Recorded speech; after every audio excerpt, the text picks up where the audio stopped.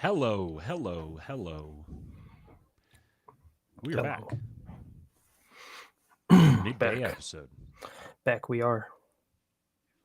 Hello. It's very Testing. interesting. The closer to the middle of the Testing. day we get, the less green you look. Hey, Silver Pie. I haven't seen you in a while. What's up, Silver Pie? How you doing? Welcome, guys, back to King Pilled. This is King Pilled, the real King Pill show. I'm Matt, and that's Cooper. We are your noble guides through this land of King Pilled. I am actually feeling very sprightly today. I don't know exactly why this worked out this way, but I'm very glad it did. I've slept like absolute garbage for the last several days. Since I got sick, just haven't been able to. I'm restless all night, and tossing and turning and coughing, and so I've just been getting. Even when I do sleep, it's just the worst quality sleep ever. And last night, I was just like I basically had just had it. I couldn't go another night of sleep like that. So I took some NyQuil and knocked myself out and slept for 13 hours nonstop. I don't remember the last time that happened. 13 hours of uninterrupted sleep, slept right through my alarm, woke up with the sun peeking in at me and feeling rejuvenated. Maybe I'm ready for the new year now. Maybe I just need to do this, like knock myself out and sleep for 13 hours straight, reset once a month or something. But anyways, it's a Saturday and we're here to talk to you guys about some stuff. We talked about going live last night, but we were both pretty low energy. Neither one of us was really feeling it, and so we Like decided Jeb that Bush. yeah, low energy Jeb. We were embodying his spirit. Yeah. So we were going to come out here and please clap.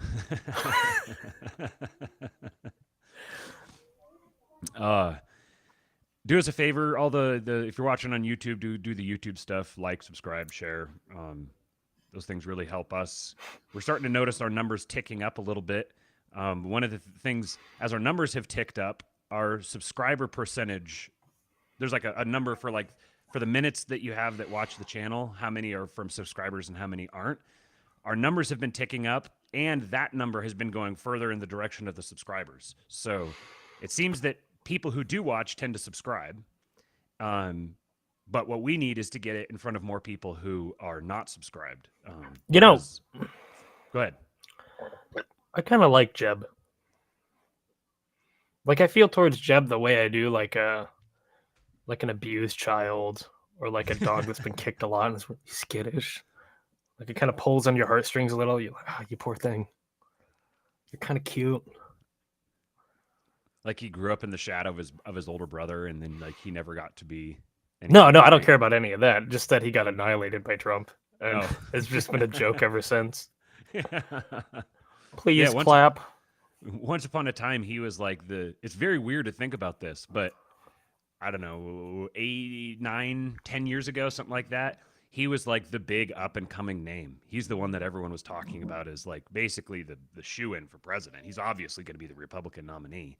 Imagine being that. Like imagine you're sitting here like with your life, and you know that 1 year from now or 2 years from now, you're going to be president of the United States, President Jeb Bush.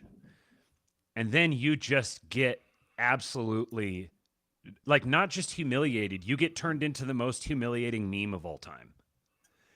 Everybody now associates you with your shitty, uninspiring personality immediately, and the way you were humiliated on the public stage. That is rough. What if Trump made Jeb his VP? That would be frickin' hilarious. I want that to happen just for the sheer entertainment value of it. He like, I don't know. I'm trying to think of how Trump would rationalize it, like making, like something like the country is too wild and crazy now, so we need just like a calm, stable personality. And that's Jeff. Jeff is as calm and stable as it gets. Jeff. Jeb. Yeah, he keeps calling him Jeff. You did. That'd be funny. He doesn't even know his name. Yeah, it's like you can be like Jeff. We've got too much energy. So much energy. We need less energy. Be like my buddy Jeff. And he's like, Donald, it's my name's Jeb. Anyways, He would host a biannual Jeb roast. That'd be great. a biannual Jeb roast. The whole country can come like rally around roasting Jeb Bush because nobody likes him. and he's like, well, this is my duty as a patriotic American. I have to submit myself to the biannual Jeb roast. And after like 10 years of doing this, eventually it actually starts to, it's like part of roasting Jeb is you have to like cut off one of his body parts. You like have to cut off a finger and you have to offer it as a sacrifice to the gods of capitalism or whatever to keep us going. And eventually, so Jeb ends up being the test case that becomes the new like pagan sacrifice ritual to sustain the postmodern state. Or Jeff does, rather. Jeff, yeah. All right, so probably gonna get in trouble for that one. Yeah, maybe. I was trying to think of. I was saying something before we started talking about Jeff again. The viewership. So do us a favor and share this. I've had a few different people have reached out lately and said they like what we're doing, and I enjoy hearing from you guys. It's sometimes it's just we're just like sitting here just kind of shouting out into the void, and so it's great to hear back from you guys to know what you think about what we're talking about, and if you're understanding, if we're are we just kind of ranting madly. I don't mind ranting madly, but I'd like to know whether or not I am ranting madly because I'm going to do it either way. So we appreciate when you guys reach out and let us know what you guys think. A reminder, the two of us were on the show of our very good friend, Buck Johnson, the Counterflow podcast. We went on there and we talked about generational stuff, the boomers and zoomers and millennials and Gen X and all that sort of stuff. And we had a very good conversation. We were there when he premiered it. We were there in the live chat, chatting along with people. It was fun. And so go listen to that if you haven't already. And then tonight, I believe 6:30 Eastern, something like that, I'm going to be on the 2-Bit podcast. I don't know exactly if I'll be there at 6:30 or when I'll be coming in. I'm waiting to get confirmation from Jason because he has invited an absolutely enormous roster of guests for Santa Claus, Friend or Fed. So he's going to have Thomas 777, Pete Quinones, Tommy Salmons, Charles Haywood, yours truly, and I can't remember who else. He's invited a whole bunch of people, so he said he's expecting to go for 4 or 5 hours, something like that, starting around 6:30. So if you guys want to know when I'll be on there, I don't know if I'll be on there at 6:30 or at some point in between, but I'll let you know if I'm going to be coming in later than that. And hopefully you guys show up and enjoy that stream. I think it's going to be a lot of fun. I don't know yet whether I believe what position I'm going to take. Santa Claus is a friend or a Fed. I'm kind of thinking friend. Maybe I'll kind of give away my thinking here. I think Santa Claus is a friend. Yeah. Yeah, me too. Probably in large part just because all of the people who try to like say Santa Claus is pagan and like they try to poo-poo it and like hate the idea of Santa Claus just seem like miserable, insufferable. Yep. Flaming cigarettes. And so it's just got maybe it's as simple as that. Like the people who say Santa Claus is a Fed are so annoying and insufferable that I don't even care, just as long as I'm not associated with them. So I believe Santa Claus is a friend. There we go. Maybe you don't even need to come watch tonight because I've already given you guys my opinion. Joe Briefcase, what's up, man? He says streaming at Europe friendly time. Very nice. Yeah, it's going to be kind of interesting as we get into the new year here. I don't know exactly what time we're going to be able to stream going forward. We're going to kind of have to figure it out on the fly. We're trying to be as consistent as we can while also recognizing that both of us have jobs outside of doing the show.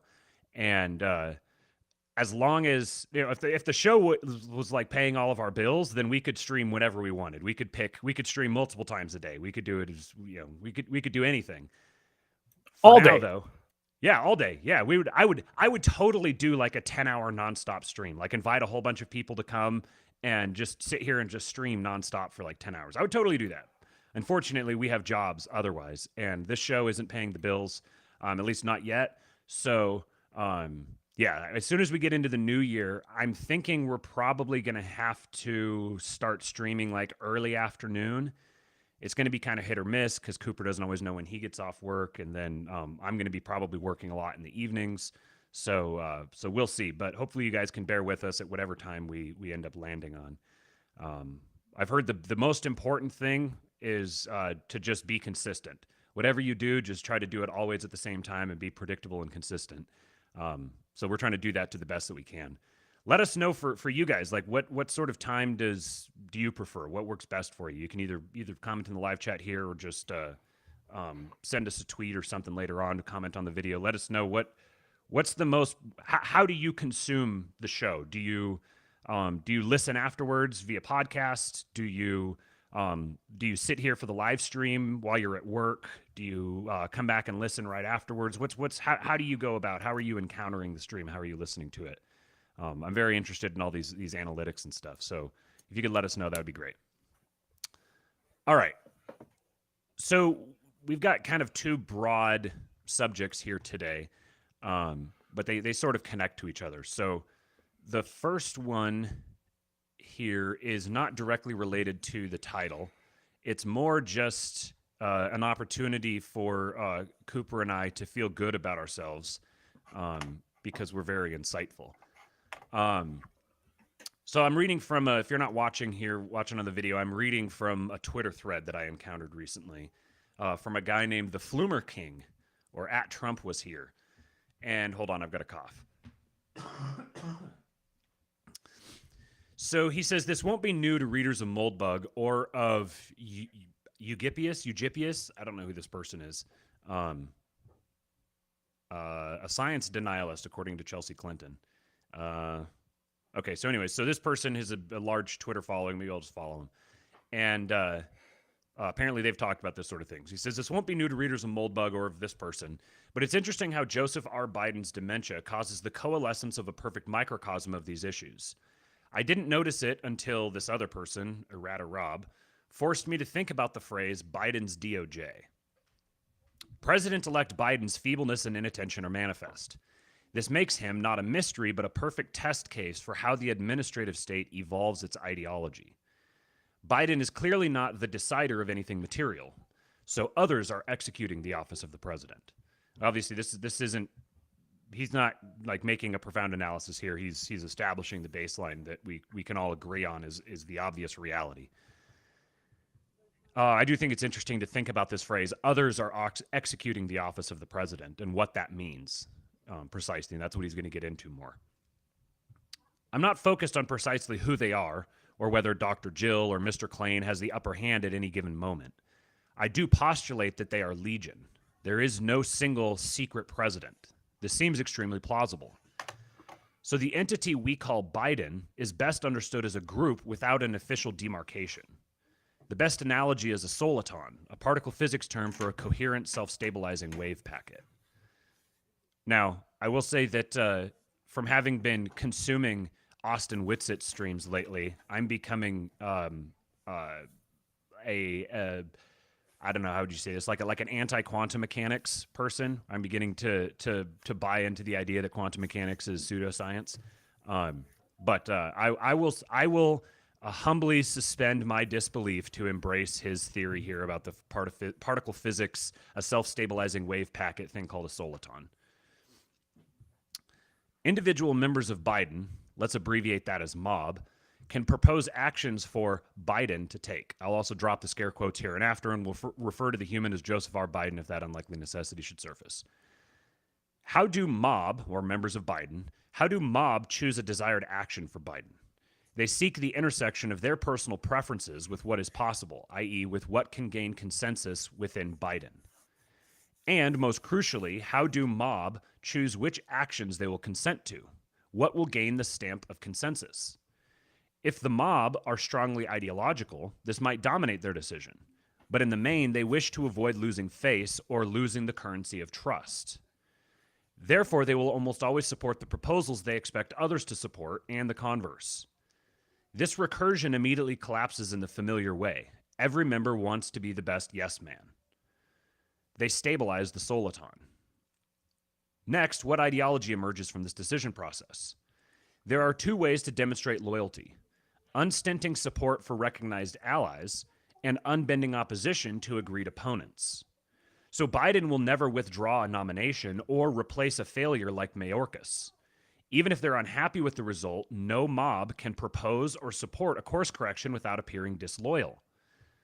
So it's basically, so he says the soliton has momentum. So basically it's like a body of people that are all sort of organically arriving at a consensus because of some sort of an ideological Schelling point that exists, namely that all of them are participating in executing the office of the president, and they need to maintain the appearance of coherence and competence and intelligence, et cetera, et cetera. So there is no mechanism built in whereby they can course correct. They have to double down on every single decision that they make, or they're going to fall into disloyalty and running the risk of becoming on the outside and no longer being part of members of Biden. Loyalty can devolve into back scratching. The left is particularly vulnerable to this as it drives the logic of parasitism. Must credit Kofafian on. Whatever gives my leftist friends more funding and power, I will therefore support and praise. Now, I looked up this logic of parasitism thing because this is the first place where I'd encountered it. And what I got was, let me switch over to a different tab here real quick so you guys know what this logic of parasitism thing is in a little more detail. In this thread here, I'm not going to read this whole thread here, but they're talking about the tweet he's replying to. Someone says, every argument about how AI is impossible to align is true of government, except that government is also made up of people who are not only unaligned, but actively want the end of civilization. So he's responding to this person talking about government being a group of people who are essentially people who are actively working to end civilization. So you get this kind of this paradox where the government is supposed to be the thing that forms the foundation of civilization. The government is supposed to be the thing that forms the base layer that everything is built upon, that derives coherence and cooperation and facilitates the basics of life. That's supposed to be what the government is. But in reality, the way that democratic governance bears itself out, the government has become the thing that is populated by the most antisocial people who are actively hostile to the existence of civilization, and they are pursuing and installing policies that actively undermine and destroy civilization. And his logic of parasitism, he responds to that, and he says the logic of parasitism is inescapable. So what he's describing is a socio, maybe biological mechanism whereby this parasitic impulse finds its way into institutions and then undermines and destroys them. He says evolution selects for cooperativeness. Democratic governance requires parasitism. Numerous clients get paid from wealth extracted from others. Because the government is not going to be free. The government is not a free resource. The government is a thing that's owned by people. Every government is this way. It's just the way it's naturally going to evolve. Democratic governance is governance that is owned by people pretending to be governance that is not owned by people. So once you have the government being owned by people, in whatever form that it takes, then the people who are going to advance within the government are going to be the people who do the things that the owners want them to do, which is namely to extract wealth from the population, to use the government as a wealth extraction mechanism. You can't coordinate open theft without betrayal. Therefore, you must vilify the host population.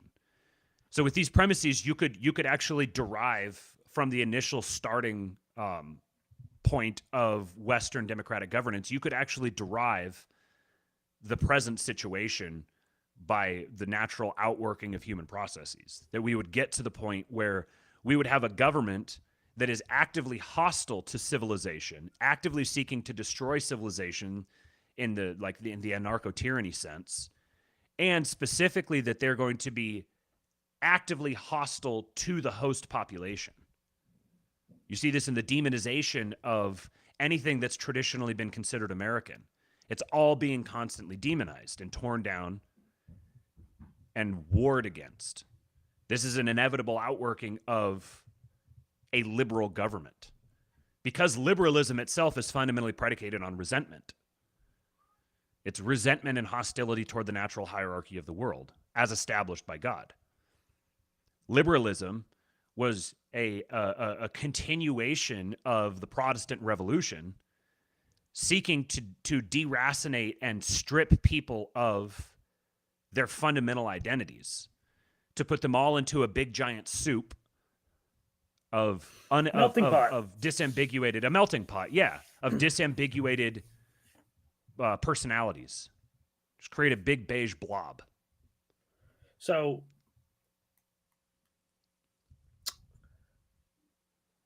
you say they are, or this explains why they attack everything that is seen as traditionally American. This is a bit of a side quest, but I've got a mint in my mouth, so I'm talking with a lisp. Sorry, guys. Jason, Mr. 2-Bit guy, talking about this neo-trad stuff that's arising. Mm-hmm. What do you think that's about? That's a good question. I'm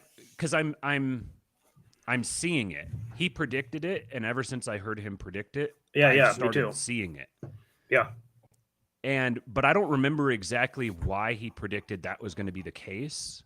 I don't remember his exact mechanism for it, and it's like midnight in Australia right now, so I don't think he's awake watching.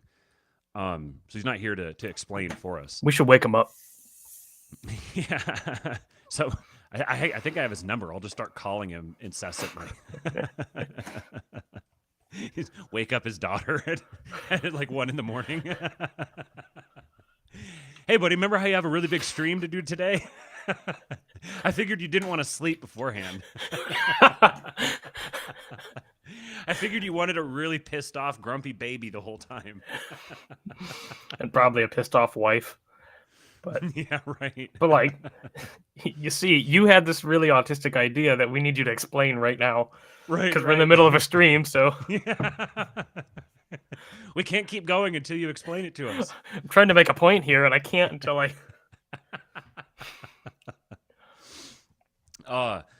Yeah. So so I guess for those of you who may not necessarily know exactly what we're talking about, Jason 2-Bit has predicted that neo-traditionalism is going to become all the rage over the next, starting basically now and into the next 5 to 10 years. Basically, all the shit libs are going to become, all of the shit-eating mud people are going to become trad. Right, yeah. They're going to be, but it's not going to be like they're actually traditionalist. It's like they are wearing traditionalism as a skin in a really kind of disturbing, creepy way. And you can see this with like this calendar that everyone's been freaking out about on Twitter, the conservative women's calendar. The whole like shtick that the women are trying to embody is a throwback callback to a more traditional time. Yeah. And we should do a detour on that at some point. Do you want to do it right now? Yeah, sure. Why not? Yeah, go for it. What are your thoughts on it? I don't know. I didn't look into it because I'm not like really online that much. I just kind of lurk on Twitter. Occasionally I catch what's going on, but most of the time I tune in and then I see people screeching and I'm like, this seems really gay. So I tune out. Yeah, I saw, so the other day I tuned into Twitter and sure enough, there's a bunch of really gay screeching and it's about some kind of calendar or whatever. And setting aside like the calendar itself, which seems really cringe and kind of dumb, I think there's what do you think? What is your opinion of the calendar? So my opinion of the calendar itself is that it's just the execution of it, strictly speaking, not in a moral sense per se, but more just kind of a general aesthetic sense, and I'm very well aware there's a connection between morality and aesthetics, but yeah, I think you guys understand what I'm saying. Strictly in an aesthetic sense, it's incredibly cringy. It's brutal. It is just. I mean, the women that they got to do it are not the type of women that you would expect to see in a pinup calendar, to begin with. Well, and then they couldn't even get 12. They had to have a couple of them do 2 different photos because they couldn't even find like 12 conservative influencer women or whatever who would appear in a pinup calendar. And then it's this thing sponsored by this ultra right beer, which is like, oh, the conservative people drink ultra right. It is so just the most retarded boomer shit ever. It's brutal to look at. And I think probably what's most aggravating about the pearl clutching response to it has been that it's made the people who are involved in it feel like they're like really cool and hip and edgy because they triggered all the boomers. And no, you're equally cringy. Yeah. Anyways, okay. that's So my I gotta make like, kind of break this up into pieces. The calendar itself, I agree with everything you just said. The meta kind of issue, the conversation about it, not even the calendar, just like the reaction to it and the discussion is kind of like, I don't know. I don't really have a take. I just kind of, it's observation. I feel multiple things. On one hand, like I get the trad, conservative argument, like, why are you doing marketing this to people? Why are you marketing this to dads and husbands? And this is really degenerate, blah, blah, blah, blah, blah, blah, blah. People like pearl clutching. I get that. I get the argument. I don't think it's wrong per se. On the other hand, like, this is kind of illustrating that within conservatism, broadly speaking, there is and always has been a kind of like a class split, I guess you could call it. Go to any, especially, I mean, even years ago up until, it doesn't matter when, go into any like machine shop or mechanic, any kind of blue collar environment where dudes are working. They're all deep red, really conservative. They go to church on Sundays, and they all have pinups because hot chicks, Mm-hmm. So on one hand, like, I think the pearl clutching is kind of gay. And that there's always been conservatives like pearl clutching, like these moralists. So I don't know. Those are kind of my thoughts. They don't really, I'm not making a point per se. Yeah.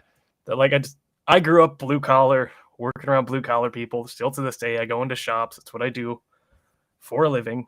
Go into tons of shops. There's always chicks, always pinup calendars and like Playboy calendars and swimsuit calendars. Like that's, I mean, so for all of the like conservative people on Twitter, like freaking out, like this is really degenerate and stuff. It's like I have a feeling you people have never actually like worked with your hands. Yeah. Maybe that's what I'm trying to say is like based off of how people are reacting to this. Yes, albeit totally cringe gay calendar, how people are reacting. It's kind of signaling to me whether or not that's my kind of that's one of my guys. That's one of my people or not. You know what I mean? Yeah. Yeah. So it's like leaving aside whether like if I had a daughter, I wouldn't want my daughter in one of those calendars. Right. At the same time, I don't see that calendar and have my first thought be, oh my God, imagine if my daughter was in something like that. Because I've spent a lot of time around the blue collar industries and seen that exact thing. I remember my grandpa growing up. My grandpa had his office had a bunch of like pinup stuff basically all over it, and I remember seeing that from a really early age. Yeah, and it just is. It wasn't like I don't care if you're right wing and conservative. If you're a pearl clutching puritanical moralist, you're not my kind of person. Mm-hmm. We're not on the same team. Yeah, right. You know what I mean? So what it is, so the people who are freaking out about it, what it's indicating is that they haven't been in the places where you've been, where this is just a natural. Yeah, I can tell they don't live in they don't live in the Rust Belt. Mm-hmm. You know, they don't grow up in towns where all the industry is left and everybody's like doing fentanyl or whatever, and everything sucks, and there's no hope. Like, there's no solidarity. These people are different people. Even if ostensibly we have the same values or principles or whatever, they're not real people. Mm-hmm. These people are a product of HR departments and academia, things of that sort. Not my people. That's really interesting. That's the idea of the calendar being kind of like It's a litmus test for litmus test or a like a Rorschach test. Like like the way you react to it says something about who you are and sends a signal to Cooper in particular as to whether or not you're the type of person he'd want to be around. Yeah. The conservative guys I want to hang out with are blue collar guys who have pinup calendars in their shop. Uh-huh. Yeah. Who maybe smoke and drink a little bit. Yeah, those are my people. Mm-hmm. Who've had kind of a rough life. Those are my people. They're grounded. They're much more grounded than all these pearl clutchers. Would you say that your generation is that your position or your aesthetic taste in that sense? Would you say that you're unique in your generation and that your appreciation for that culture?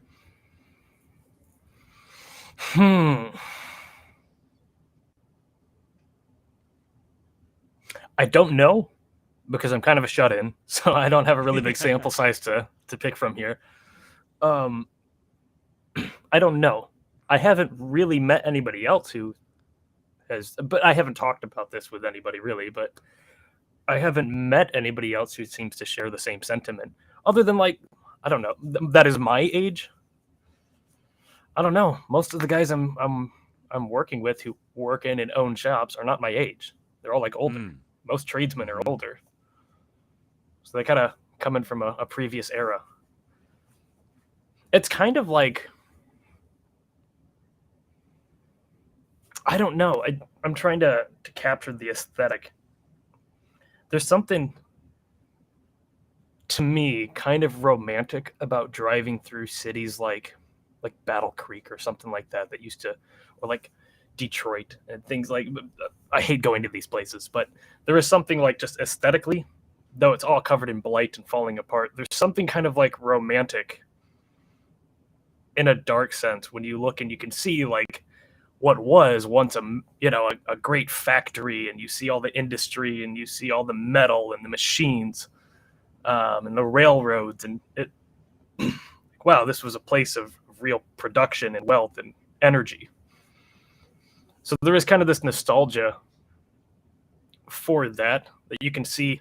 Like you'll drive down like Battle Creek, like when Kellogg was like a big thing in Battle Creek, and you could tell it was an up and coming city. You see all these beautiful Victorian houses, and they're in the historical district, and they're ostensibly like kept up and protected by the city, where all the big executives used to live. And it's really a lot like you watch a movie like Lady and the Tramp or something like that, and you have these Disney like cartoon picturesque like big sort of almost like mansions that everybody's living in. They got their fence, and it's really kind of cool. You see that, but also the siding is rotting and the shingles are falling off, and there's kind of a sadness. Like it's like, wow, this is really beautiful, but it's also really sad. Like wistfulness. It's kind of like I don't know, like the Fisher King sort of trope. Like this was the once great kingdom, and it's fallen into disarray because the king is ill. And at least in this story, the adventurer comes along, and he goes and he gets the thing that's going to save the king and bring the kingdom back to its former glory. And sometimes he does and he doesn't. But that's at least how the story goes.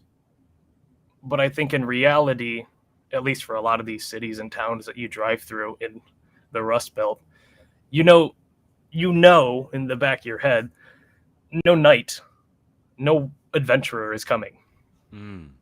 All you have is the vestiges of a once great city. And you can kind of look back on that. And there's like this nostalgia for a time I never experienced, and a desire to like want that, Mm-hmm. like that kind of the 1950s, 60s, like that time period when everything was booming. I think this might be like the holdover of kind of that ideal, or that naive boomer idealism, as you call it, the kind of picture that they had Mm-hmm. and the vision they had for the future. I think having, yeah, I wish that were true, and it's not. Hmm. I'm kind There's of a just going stream of consciousness right now, so I don't have like yeah. I don't have like an analysis here to give you. But what do you think? What do you think? This is it's this is great. People are getting a picture of Cooper. What having a conversation with Cooper is like. This is like when we're talking on the phone and you get going on something and Uh-huh. then it triggers a bunch of thoughts for me. Um, a few different thoughts here, and this is going to segue really well into the next subject. We kind of have to finish the first subject before we get into the next one because this ties in perfectly.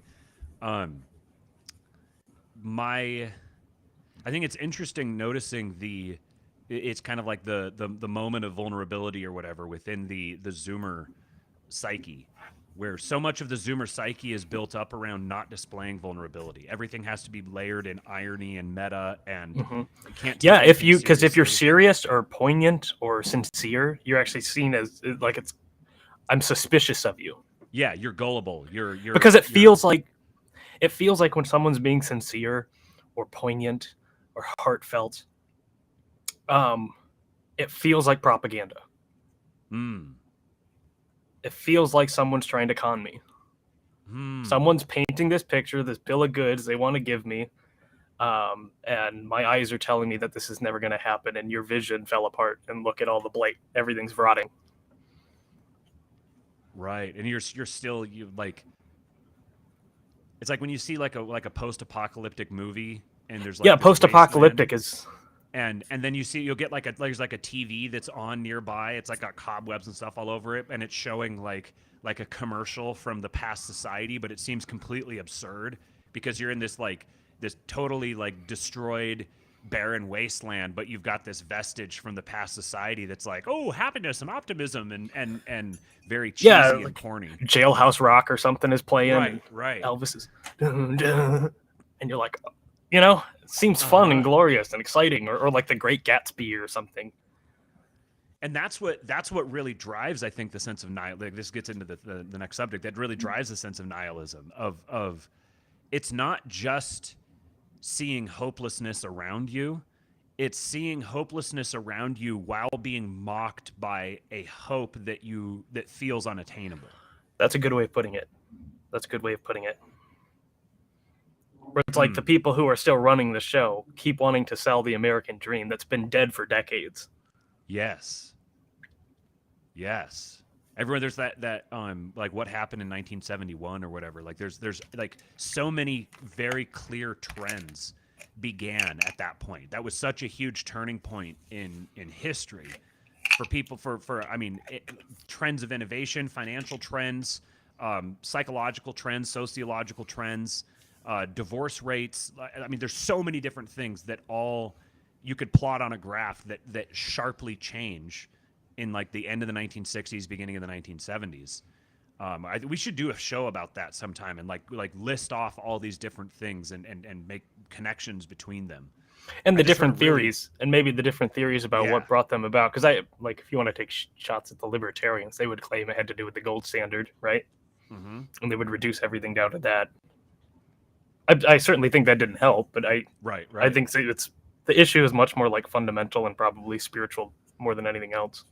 One of my favorite kind of recent theories related to this is I was talking with Jason with 2-bit Jason the other day in the voice chat, and he's been going down a deep rabbit hole lately with studying media, like the history of media, like Marshall McLuhan, The Medium is the Message, and he pointed out, I don't want to completely steal his thunder if this is something he wants to get into in more detail, but basically there's a connection between that he's discovered between Thomist philosophy and the the rise of media and the structure of media and the approach that it takes. And then he found a really interesting connection with the Trinity and how having a broken model of the Trinity can actually lead you to making poor decisions or making decisions that have poor outcomes. But one of the interesting things, then tying it into this other off limit subject that we've been studying a lot lately, the looking at the rise of the modern school of physics and like the whole theory of relativity and it becoming an accepted idea and then building ideas on top of that. A lot of that happened between 1913 and 1935. That was kind of like there was a massive transformation in that period of time. Which then means, given the way that science develops as a discipline, you have the whole consensus will congeal around a certain thing, but there'll be like maybe 90% of people agree on the current consensus thing, and so there's 10% of scientists who disagree. The problem is those 10% of scientists who disagree find it more and more difficult to propagate their counter theories to whatever the mainstream model is. So after about a generation, that 10% becomes 1%. And then another generation, that 1% becomes like 0.1%. As the mainstream model takes over and then indoctrinates the next generations coming through. This is just like going to be a natural process with the propagation of any idea. So the big transformation with the acceptance of the special and general theory of relativity and its implications, and that becoming a mainstream thing, basically was around the 30s, kind of, where that was really becoming instantiated as the main model, which means it would have taken probably another 20 years or so for all the pre-existing scientists who didn't accept that model to die off. And then between the 50s and the 70s, you would have the onset of a new generation of scientists who all they've ever known is this model. That's how they've grown up perceiving themselves and perceiving the world. So they would have been really instantiated into power by somewhere between the 50s and 70s. And if you think about the psychological effect, again, like we were talking about the other day on the other show about the flat Earth stuff, if you just suspend disbelief momentarily and just think about what the psychological effect would be to a person if you lived at the center of the stable center of the universe with everything else moving around you versus being an isolated little speck that's perpetually in motion, surrounded by everything else that's all perpetually in motion, and there's no stability, there's no groundedness anywhere in the universe. There's only the illusion of groundedness. Well, and to add on to the point I was making a few minutes ago regarding okay,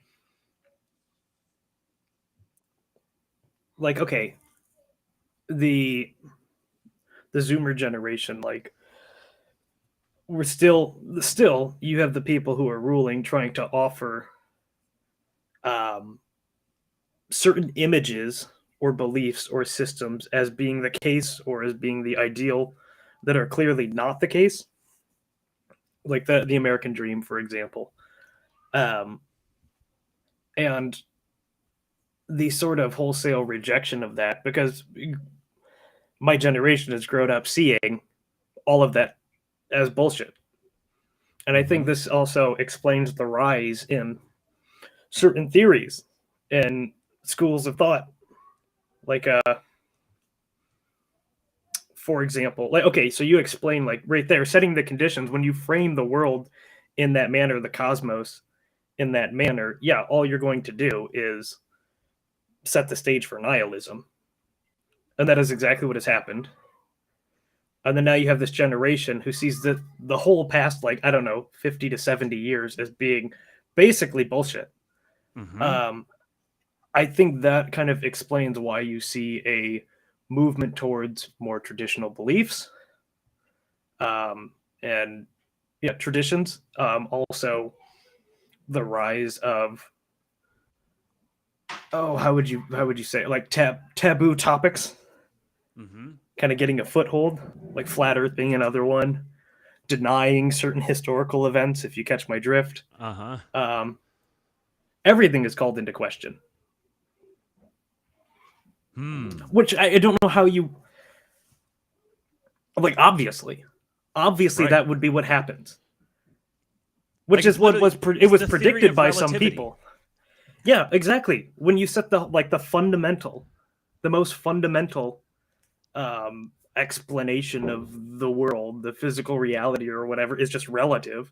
Of course, the outworking of that is going to be relativism and nihilism, and then reaction to that, Yes. obviously.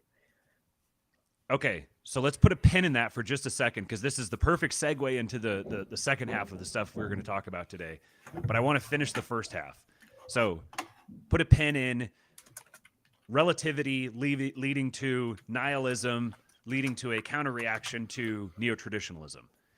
Right. So now, Which is what the to give I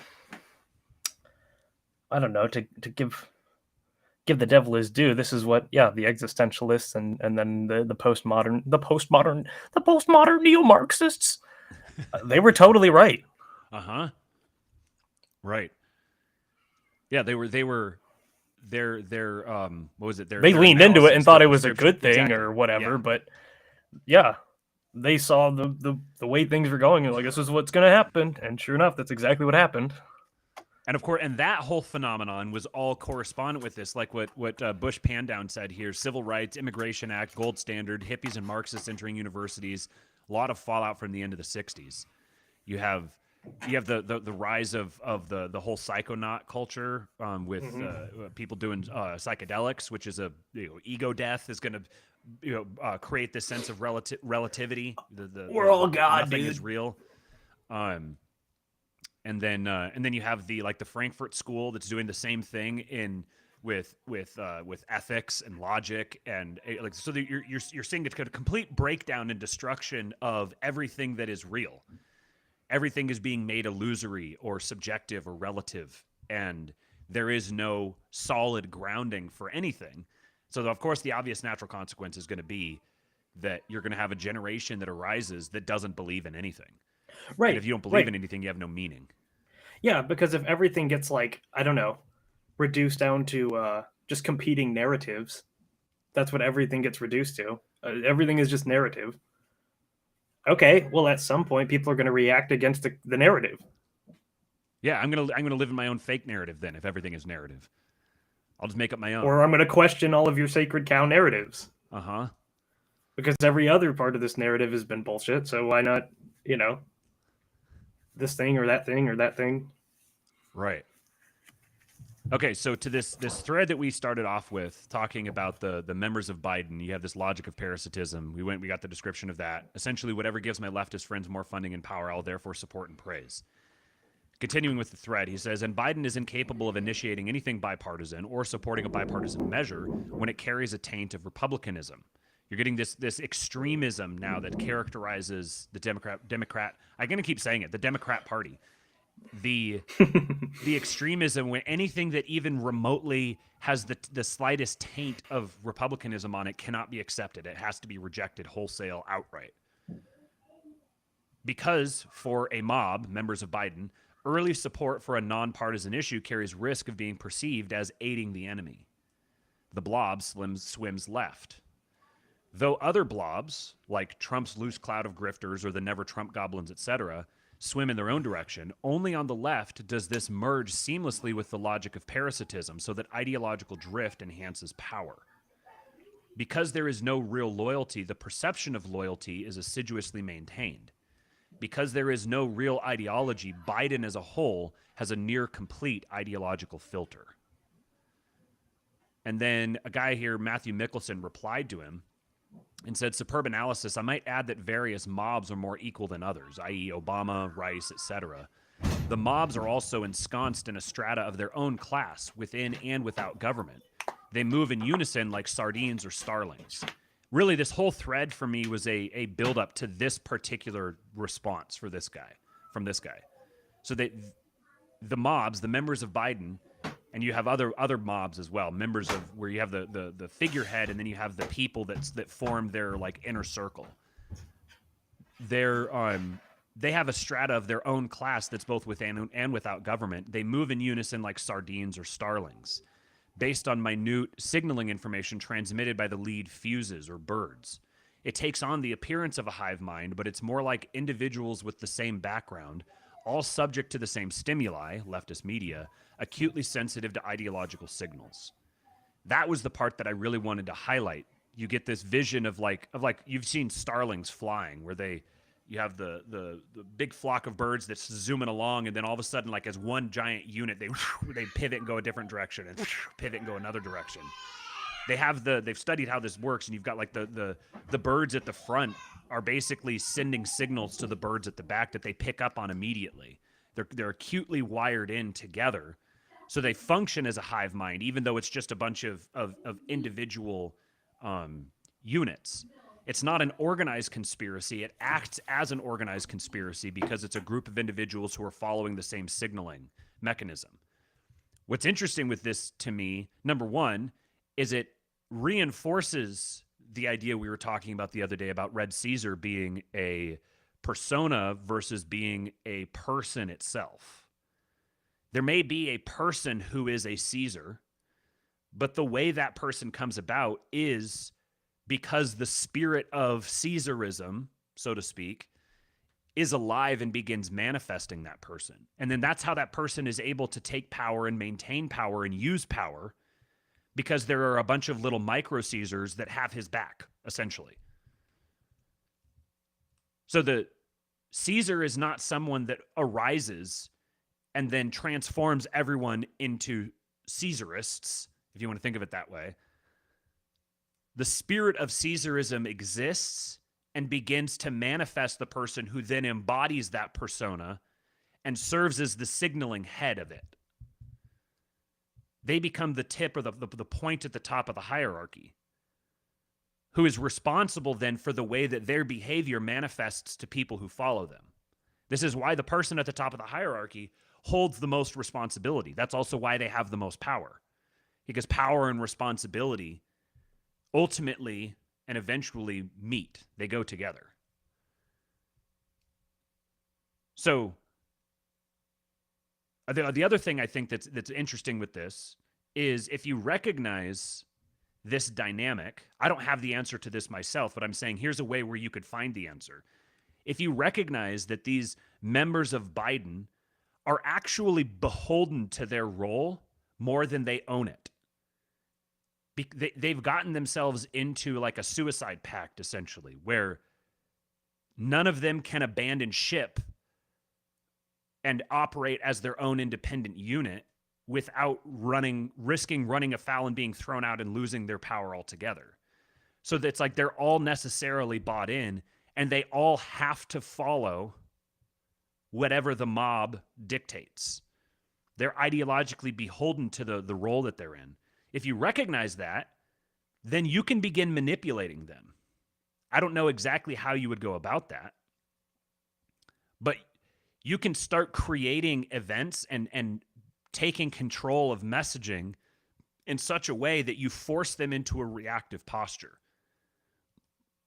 And you can, the inevitable direction of this, I think it should be obvious that the inevitable direction of this is complete destruction.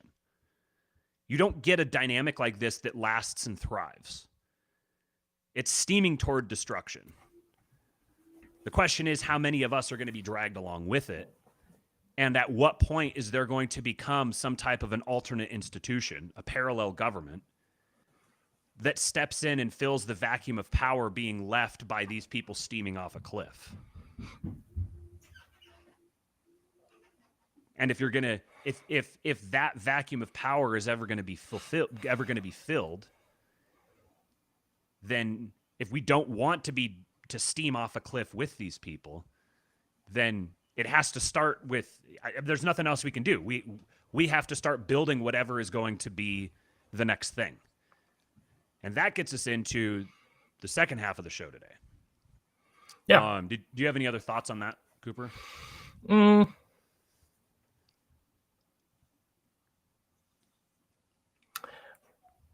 well, I mean, we know there's a cliff. We don't know quite how far it is, but we know there's a cliff.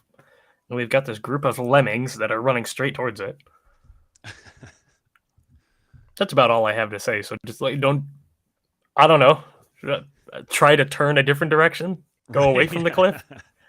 Don't be a lemming. Be like a gazelle or something. Bush Pandown says rationalism leads to nihilism. Now that everything is dying off, the foundation is able to be perceived once more. From the foundation, we can build once more. Exactly. That's the perfect segue into this next half here. What's up, Slow Boy? Got some king emojis or king emotes in the chat. So let me share a screen here with this tweet. So we were talking about Cooper's describing this dynamic with his generation and seeing the naive boomer idealist vision, and deep down inside actually wanting that, actually wanting to live in a world like that, but being buried in all these layers of irony and meta and detachment from reality. And so ultimately, like you kind of can't. You're not going to get like a serious answer out of them generally when you talk to them about this stuff. But deep down inside, there's that inner longing, and that's what actually is the pretext for the nihilism. Having that hope, but feeling like that hope is unattainable. So, Yep. some interesting survey results here that Chris Williamson tweeted out. He said Gen Z women are more liberal, Gen Z men are more conservative. The American Survey Center interviewed 5,000 plus Americans. Now, one thing that I would point out here is you shouldn't put too much stock in these results per se, because part of the problem with Gen Z or with the Zoomers is specifically that it's very difficult to get straight answers out of them on anything. They're very very jaded about all of these sorts of institutions and bureaucracies If and the all. American Survey Center wanted to survey me, I would just have fun with it. Right, exactly. But I think that there is something that could still be derived from it, given that being the case, particularly on the female side of things, because they're much more likely to take this sort of thing very seriously. Yeah. So the American Survey Center interviewed 5,000 I'm plus surprised. Americans. I'm surprised that it just says Gen Z men are more conservative. Like, I would suspect that Gen Z men would be plugging in the most, like, you know, radical shit they could. Yeah. I don't remember what he. I think he used that as kind of like a hook. It goes into a little more detail down below. So Okay. Gen Z is working less than past generations. Everyone's kind of aware of that. Fewer have had boyfriends or girlfriends. Fewer drink or smoke, but feel more isolated. I think what's interesting with that is that drinking and smoking are both habits that really naturally lend themselves to communities, like Right. going and Social. smoking together, going Yeah. and drinking together. They're like social activities. Obviously, having a boyfriend or girlfriend is a social activity. Working is a social activity. All of these things are social activities that are falling apart because the social ties that bind communities together are being dissolved and falling apart because everything's relative.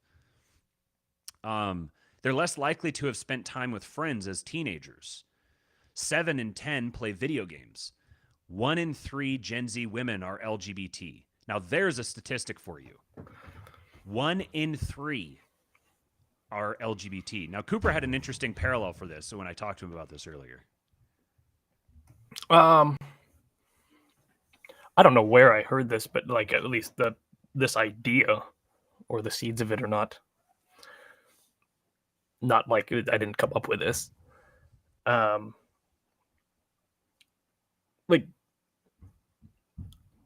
I would be interested to see what percentage of like millennial women back in the day were anorexic and see how that ports over, because the LGBT stuff is just I think it's an evolution on on that insofar as like self-destructive social contagions, Mm-hmm. which I think women are much more susceptible to. Yes. So it's like LGBT is like the social contagion du jour for the current Yep. generation. When it used to be cutting, or it used to be anorexia, or it used to be whatever. Maybe feminism would be like the you go back far enough, feminism would have been the social contagion du jour that in the 1910s, 1920s, where a lot of these patterns really kind of started taking root. And it starts off with feminism being all about empowerment to women, and eventually feminism morphs into like destroying what femininity even is to begin with. It becomes the most anti-female force imaginable. So 1 in 3 Gen Z women are LGBT. Gen Z women are much more likely to report being disrespected by the opposite sex than women of past generations, which also probably shouldn't be surprising. They've been conditioned to be man haters and to perceive themselves as oppressed victims of society. So, of course, they're naturally going to be much more attuned or sensitive to disrespect from the opposite sex. Gen Z women are disproportionately liberal and are also the most feminist and most LGBTQ identifying generation ever. Again, not surprising at all. Gen Z men are less liberal and feminist than millennials. So Zoomer men self-report as less liberal and feminist than millennials, and perhaps even show a significant decline in support for gay marriage.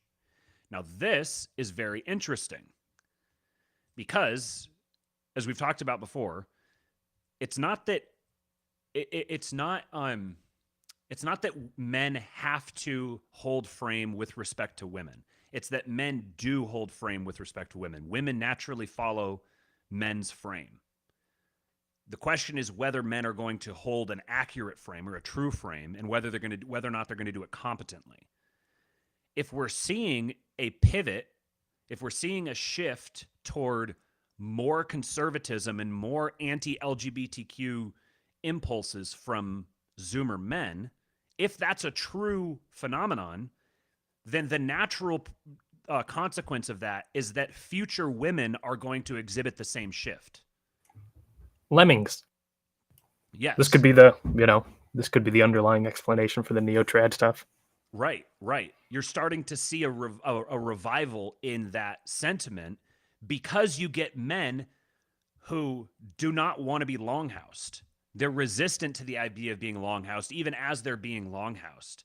And so the simple act of rebelling against the longhouse naturally is going to be a return to something more that the longhouse was warring against, which is traditionalist values, conservatism, et cetera, et cetera. So I think, like Jason says, I think we're seeing a revival of that, and we're going to continue seeing a revival of that. And I think to begin with, it's not sincere. It's being born out of this deep insincerity associated with the deep nihilism and meaninglessness of the current generations. But I think we need to lean into it. I think that it's a positive move, even if it's insincere now. We can capitalize on it and create a sincere. I don't want to say movement because movement just sounds so gay, but like a new way of being, a sincere way of being that recaptures these timeless ideals. So there's as you see this neo-traditionalism thing arising, you can choose to look at it and see it as, it's not, none of it's sincere, it's all fake, this is just a continuation of the degeneration and disillusion of everything, and you can traffic in nihilism if you want. But I have no interest in that. I think that that's the gayest take that you can have. I think black pilling is I really want to say the word, but I also don't want to get the channel. I don't know if it's gonna affect the channel. So, flaming cigarettes, like black pilling, is the single gayest thing that you can do. Goonicry. Yes, it's goonicry. Goonic is kind of our euphemism for for the other word. So, speaking more to this idea of the state of the current generation, I found this other very compelling thread I wanted to share. Um, so from a Twitter account, Antonin Scalia, uh, he says young men are being destroyed. A huge number of guys I talk to between the ages of 20 and 40 have either become soulless drones, resigned to life in a dead-end job, learning nothing, few meaningful relationships, nothing big or daring or beautiful in their life, or punch a wall frustrated and depressed. Of course, he balked. They're not ready, but readiness seems to just mean old enough. And the longer people stay in leadership roles, the older old enough becomes. Where's the willingness to be bold? Things are broken. Err on the side of daring. This is why so many friends seem to be flocking to tech. People are building and taking real risks. Big bets, crazy projects, young kids running around breaking things. Porn, screens, cramped apartments, HR, Stasi, Excel sheet jobs, all beating young men into the ground. He said, this is a half-baked thread typed on a trailhead, but it boils down to this. Give young men their lives back or the West is lost. And Chris Rufo replied and said, I'm approaching 40 and observing this. It's a big change even within the cohort. My male employees in their 20s face many more cultural constraints than I did at that age. I feel sympathy for them because everything, dating, work, racial attitudes, etc., seems dysfunctional. So this is something that I know that Cooper has, like when I read it, I was like, this is basically the thing he describes at the beginning, resigned to life in a dead-end job, learning nothing, few meaningful relationships, nothing big or daring or beautiful in their life. Mm-hmm. That's the phenomenon that he's described for me. And so I think that's like the experience. Hold on a sec. There was something else here that I just remembered that I wanted to bring up. Remember the tweet I read you about testosterone the other day? Maybe. Let me see if I can find it again because this. You read me a lot of things. Yeah. Okay, here. So this may seem like not directly related, but actually I'll tie it together after I read it. Oh yeah, I remember. So this guy here, Abud Bakri, I just saw this tweet, just came across it. He says, taking something like a supplement to raise testosterone is almost an oxymoron. Consumption is feminine, not masculine. The male produces the seed, the female accepts it. The male member is external, while the female organ is internal. Testosterone is about doing something, not taking something. So the question, what do I take to raise T, is foolish. Aside from injecting actual testosterone into your body, the rest is a contradiction to the essence of masculinity. And I'd even challenge that. I think that I don't think we need to make a carve out for injecting actual testosterone into your body necessarily. He says, produce more, consume less. This, I think, is, to tie it back into the thread here, men who have this sense of being resigned to life in a dead-end job, learning nothing, few meaningful relationships, nothing big or daring or beautiful in their life. That is both a symptom and a cause of low testosterone. And the testosterone is low for a whole wide variety of reasons. You know, chemicals in the water turning the frickin' frogs gay, dietary stuff, lack of physical activity, lack of sunshine. But really fundamentally, it's the lack of meaning, the lack of outlets to do something constructively and creatively, to feel yourself attached to something that means something, to be innovating, to be creating, to be carving out space in a hostile wilderness to make a home and to build a family. This productive activity is what makes a man. We've got all of these cultural and technological developments that have seeped in, and they've destroyed the motivation for men to pursue something, to do something great. And we're seeing the consequences of that. A bunch of effeminate, flabby, soft, cowardly, feeble, timid men who sit around and cry about how all the evil people have taken over the world and they're 3 steps ahead of all of us and there's nothing that we could ever do to make a dent. All we can do is just huddle down here and share depressing headlines back and forth with each other and complain and cry about how awful everything is and everything that they took away from us. Or Or or we could argue about, I don't know, tedious, doctrinal, right. whatever. You know, Yeah. it's funny. My and I think it ties into this well. My priest actually, he says, some men, Friday night, Saturday night, whatever, they go to the bar, they get all liquored up, they have a good fight, and they get it out of their system. Mm-hmm. Others go online and argue about whatever frickin' canon of particular ecumenical council or whatever. And he said this is an outworking of the same phenomena. Mm-hmm. Right. And I think he's right. One is just a more modern instantiation of kind of that older. It's that same energy though. Mm-hmm. I need to fight. If I can't build something, I need to destroy something. Yeah, right. Yeah, when the fundamental pretext of your society is both like everything is relative, so there's nothing actually true or beautiful or desirable or aesthetically good. There's nothing to strive toward. We've destroyed the like conceptual pretext of having something good to fight for.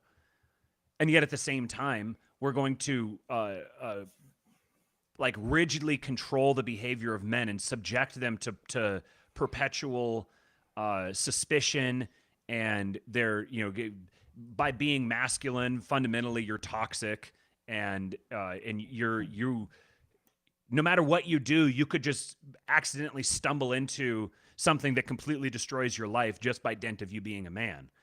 It's like perfectly optimized to completely snuff out all creativity and all masculinity out of a man.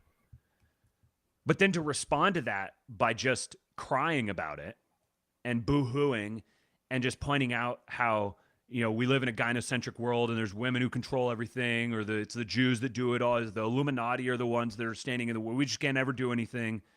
You're just perpetuating that same fucking bullshit.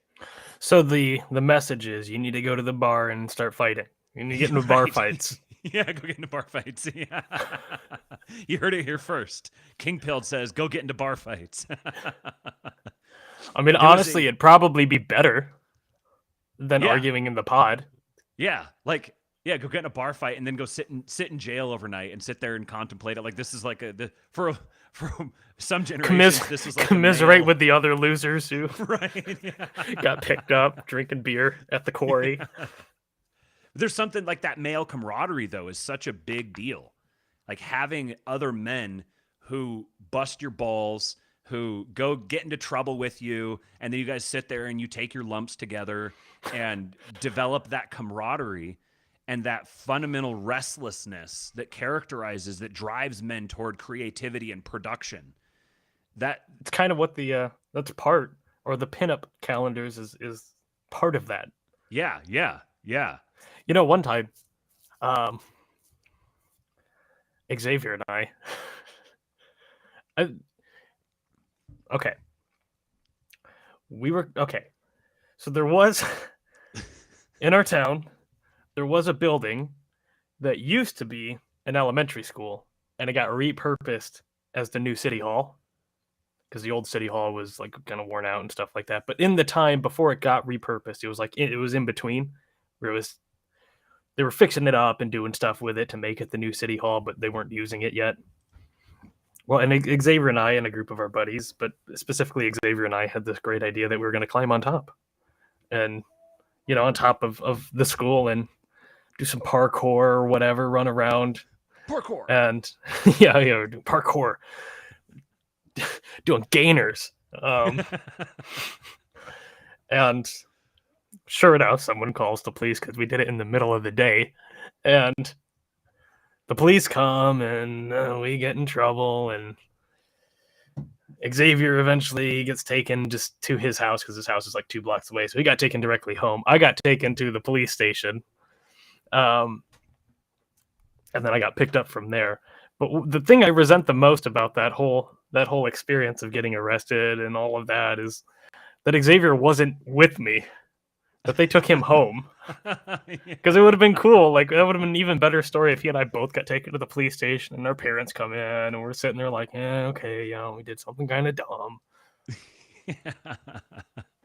That's very the camaraderie and the spirit that's built out of that is so I don't know. It's just it's ironic, but it's so wholesome. Yeah. So yeah. We both got on probation and we weren't allowed to hang out for like a year, and it was really gay. And got charged with now. What was it? What did we get charged with?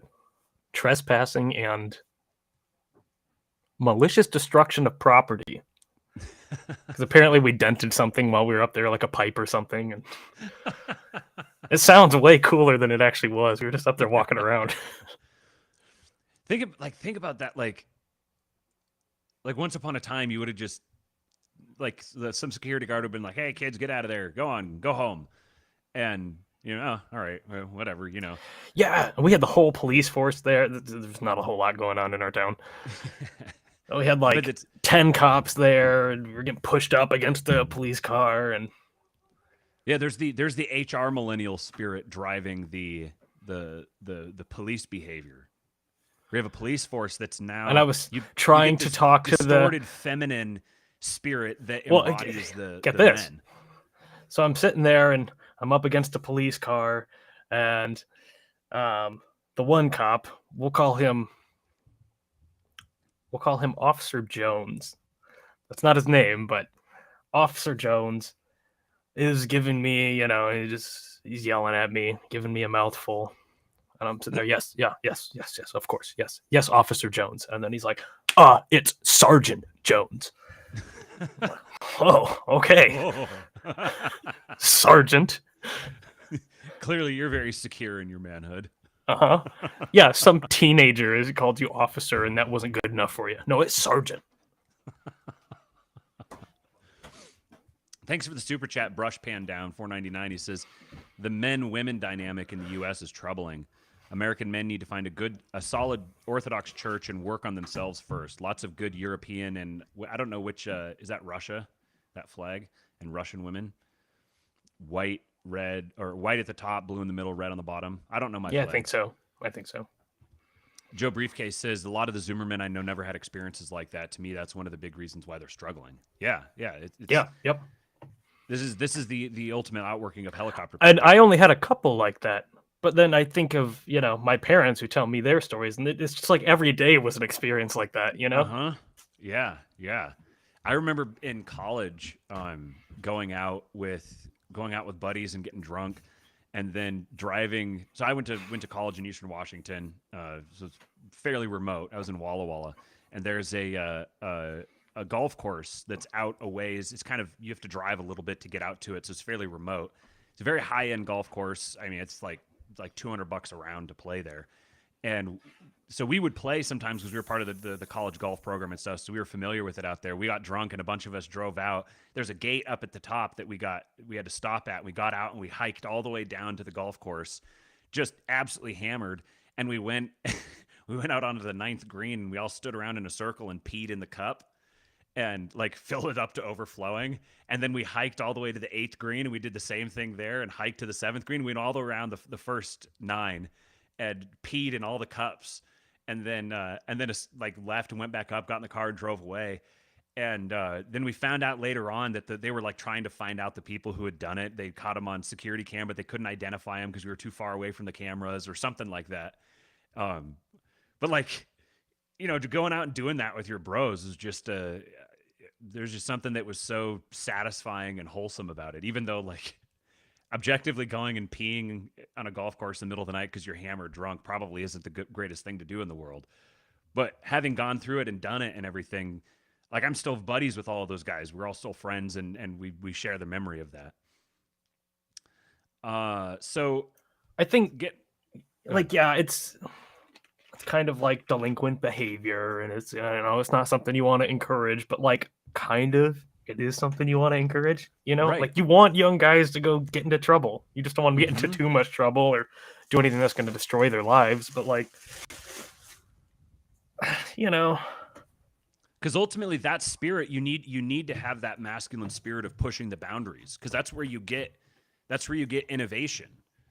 yeah, Like and you wouldn't get none of like the going guys out and might. conquering the frontier without men having that spirit fundamentally within them. Yeah, and you don't like. Granted that kids these days haven't had any experiences like that. No wonder they're all timid and just locked in the pod. Mm-hmm. They've never pushed the boundaries. They've never gone out and did, adventure. Mm-hmm. Your civilization is never going to become anti-fragile if you're just if the you get this hyper feminization of the boundaries being constricted and further and further and further, because women want walls around their domain to keep it safe and protected and everything, and modern women have been deceived into thinking that there's a certain way of building walls that actually doesn't work at all. They're building walls to keep men out, but the men are the ones who have to actually build the walls. If the men aren't building the walls, then eventually the walls are going to be overrun, Well, yeah, I mean, and you're not going to have kids. if you build a bunch of walls, to torture the analogy, between men and women, then all of the men are eventually going to become like resentful barbarians. Yes, and then the And they're barbarians going are to have, inside the walls. yeah, they'll have no issues getting over that one. So, kind of a related tweet here that we'll end on that illustrates part of what we've been talking about. This is from @thewar_doll on Twitter. Don't know who this person is. I just saw this tweet and had bookmarked it a while back, and then rediscovered it and thought it fit well with what we were going to talk about today. So he says, You're "Here's going a to read story the for Ellen you." White quote? Yeah, we're going to end on that. Okay. Here's a story for you. I was helping a friend renovate their first home many years ago. It was a beat-up place built in the 40s, but still something to be immensely proud of as a first-time homeowner. We were ripping apart the ceiling to do some repairs when we found that the problems up there weren't cosmetic like we'd originally hoped, but more structural and serious. And his friend said, "Whatever, let's just patch it up. I'm not going to be here very long." Those words echo in my mind when I think back to that day, because almost 20 years later, he still lives there. The ceiling we never properly fixed ended up leaking water years later into his newborn's nursery room. And what could have been an easier fix that would have taken some hard work over a few days ended up being a month-long project to restore his entire roof and attic. The point of this story, though, has nothing to do with home repairs. It's a metaphor for the absolute disastrous state of our Western society at the hands of Christians eagerly anticipating a rapture event that will never happen, resulting in their gross negligence of the stewardship of this nation that will leave their children and many generations to come in a 1,000-year reign of chaos and death. Quote, "I'm not going to be here very long. I'm sure you've already heard that the beliefs of rapture and dispensationalism were propagated and directly funded by Zionist groups. Or if you've read into the studies of R.C. Sproul, you'll find that almost all of Jesus' prophecy about the end of the age has already been fulfilled in 70 A.D. You could even make the case that we're removed from the earth before the bowls of wrath are poured out halfway through the tribulation, but the point remains, what if he doesn't come back for 1,000 years? We've forfeited everything that's taken countless generations of blood, sweat, and tears to build, allowed our institutions and national morality to be sacrificed on the altar of progressivism, and given our culture over to perversion and it says immortality, but it's supposed to be immorality, because, as many have said, these things must take place. Let me tell you, if there is truly one argument for the rapture, it's that Christian men would be such a bulwark against the evil that's prophesied to come that the Lord would be forced to remove us from this place, or else our presence would prevent it from coming to pass. I understand that wisdom is not being right, but understanding that you could be wrong.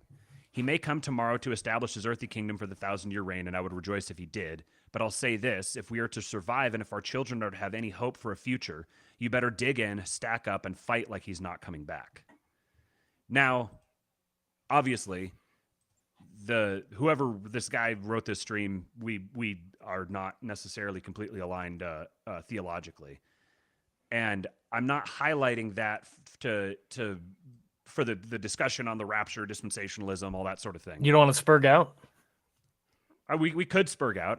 You and I kind of talked about this on the phone before about the role that dispensationalism. No, we could start like a multi-day long argument on Twitter. And oh yeah, and then like get into like really like internecine matters of doctrine and yeah right. Yeah, no, the ortho bros are sorry I'm having guys, to start blocking ortho bros off my. I can't stand you. No, You drive me crazy. I don't need to see lay people arguing niche doctrinal stuff and like especially really contentiously, and like if you want to have an interesting conversation about it, that's one thing. But once you start like Arguing with clergy and yeah, just spurging all over, like no, I don't. Yeah, yeah. I don't want to start doing the same thing that they're doing, so I'm just going to leave it at that. I'm just blocking people. I don't want to be. I don't want to partake in any of that. it's really gay. Stop Yeah, it. yeah, right.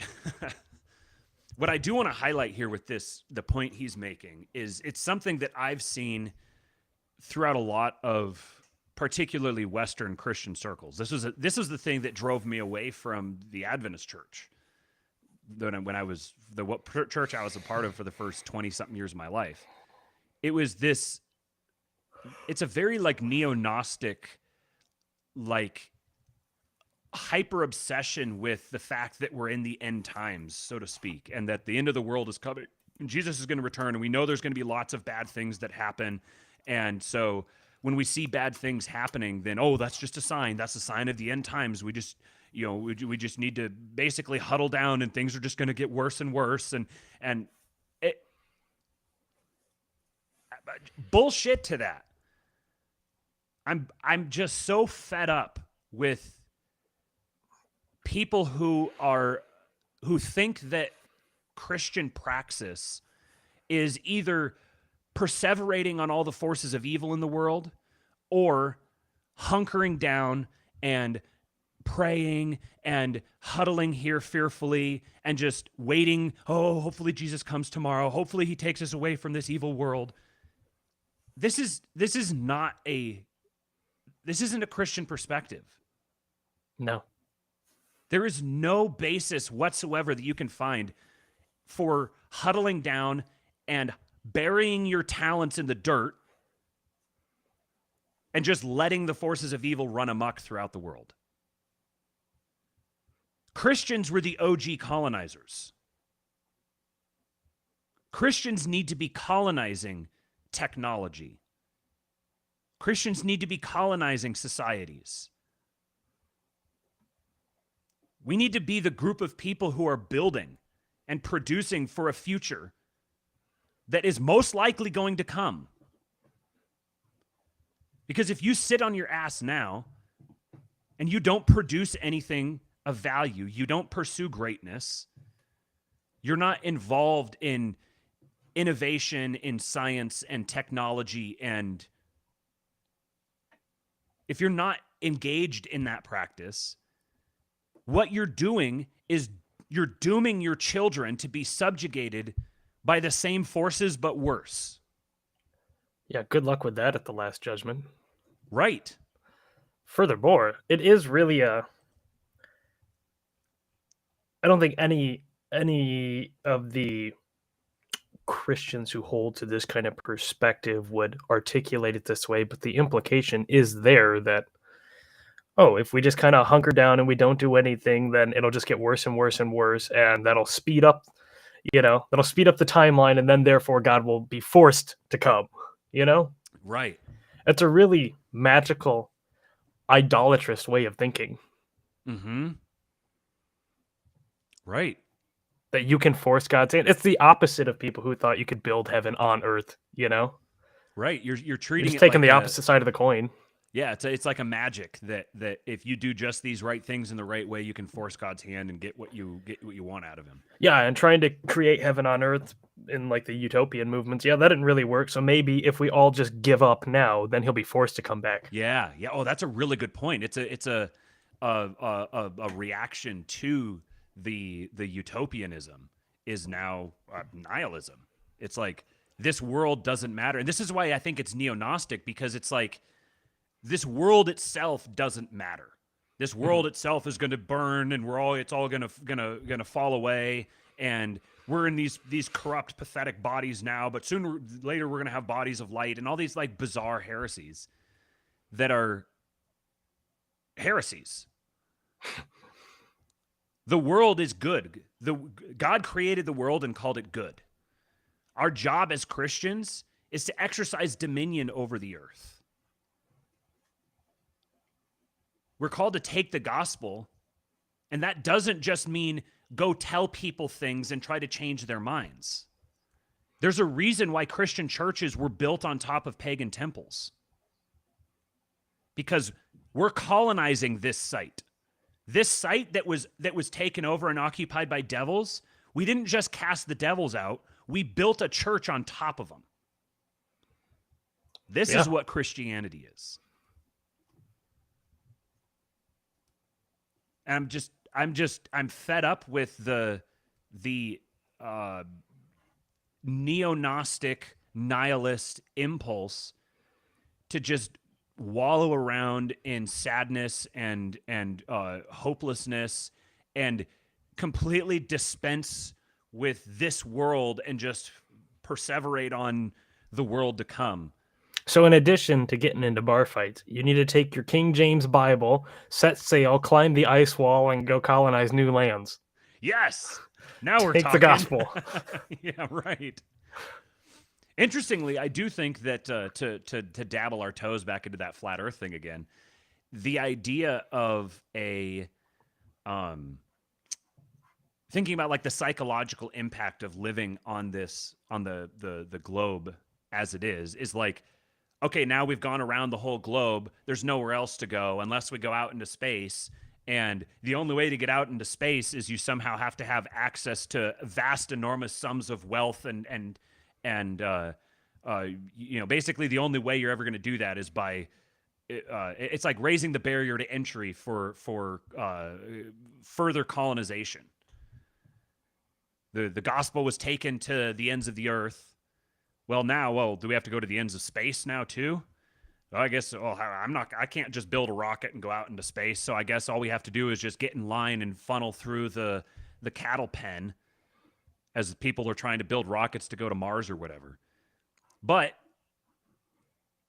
just again, suspending disbelief, if you think of instead of us living on a globe with infinite space going out in every direction, if we live on a disk with infinite land going out in every direction, that even if changes it's things. even if that's not objectively true, holding that thought for your praxis is going to be much more beneficial because, hey, that's exciting. Right. That's fun. Yeah, exactly. That's motivating. That's hopeful. It's not like, oh, well, I guess, I can look up there, but not going to be able to go anywhere. I guess we ran out of land. Now we gotta worry about not having enough resources to support everybody, and we're gonna get too crowded, and it's incredible to me. The more that I've started thinking along this line, how many different destructive thought cycles are a product of believing that we live on a globe. With again, me still not being persuaded fully one way or the other. I'm pretty persuaded against the idea of living on a globe. I'm not sure which other direction I'm persuaded toward yet. But but doing this exercise where, like you said, you just kind of leaving aside the actual truth of the matter, thinking, what if I inhabited this frame of reference versus inhabiting this frame of reference, pun fully intended, then it's all relative anyway, so why not? Right, yeah. So I'm going to believe that there's something out beyond the ice wall. So let's go. Let's go out beyond the ice Hyperborea's wall. out there, and we're going. Tartaria. Yeah.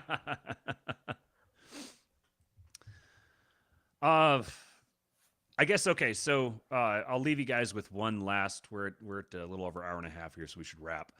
One last quote, and this is the title today, is from this quote. And it's kind of funny, talking about how frustrated I got with Seventh-day Adventists and their neo-Gnostic disregard for the existing world and for the material reality and a hyper obsession on the immaterial conceptual reality or whatever.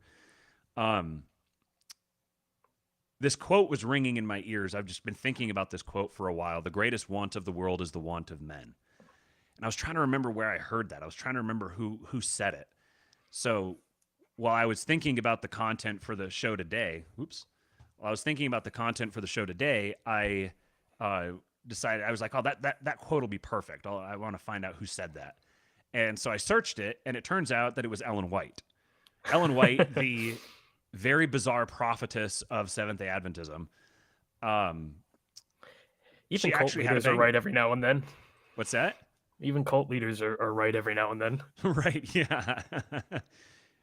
For those of you who don't know, the story of Ellen White is she had a girl bullying her in school threw a rock at her and hit her in the nose and like put her into a coma, and everyone thought she was going to die, but then she didn't die, and then she became like a visionary who had visions of heaven and spoke with God, and her writings form largely the basis for Adventist doctrine.